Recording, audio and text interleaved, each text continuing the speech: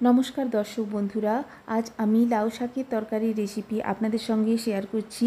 খুবই স্বাস্থ্যকর একটি খাবার, বাচ্চা থেকে বড় এমনকি অসুস্থ মানুষরাও এই রকম লাউ শাকের তরকারি খেতে পারে। প্রথমেই পরিষ্কার জলে লাউ শাককে ভালো করে ধুয়ে কেটে নিয়েছি। প্লেটে নিয়ে নিয়েছি হাতের মুঠোর 1 মুঠো পরিমাণ বড়ি।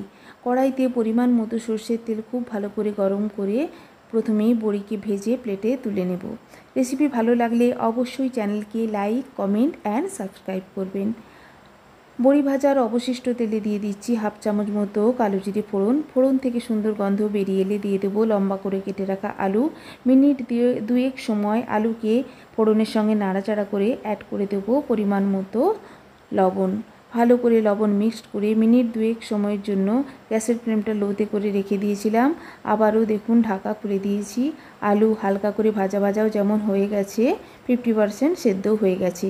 অ্যাড করে দিচ্ছি পরিমাণ মতো হলুদ, 1/2 চামচ মতো ধনের গুঁড়ো, 1/2 চামচ মতো জিরের গুঁড়ো, সামান্য একটু পরিমাণ জল, যেহেতু গুঁড়ো মশলা অ্যাড করেছি। ভালো করে আলুর সঙ্গে গুঁড়ো মশলা মিক্সড করে মিনিট দুয়েক সময়ের জন্য গ্যাসের ফ্লেমটা লোতে করে দিয়ে আবারও দিয়ে দেবো ঢাকা।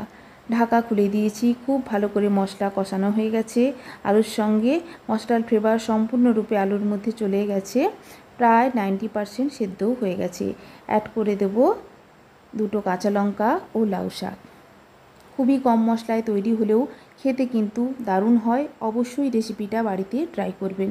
লাউ শাক ভালো করে আলুর সঙ্গে মিক্সড করে মিনিট দুয়েক সময়ের জন্য ফুটিয়ে নেব, যাতে করে সম্পূর্ণরূপে মশলার ফ্লেভারটা লাউ শাকের মধ্যেও চলে আসে। অ্যাড করে দিচ্ছি বড়ি। অ্যাড করে মিনিট দুয়েক সময় ফুটিয়ে নিলেই রেডি।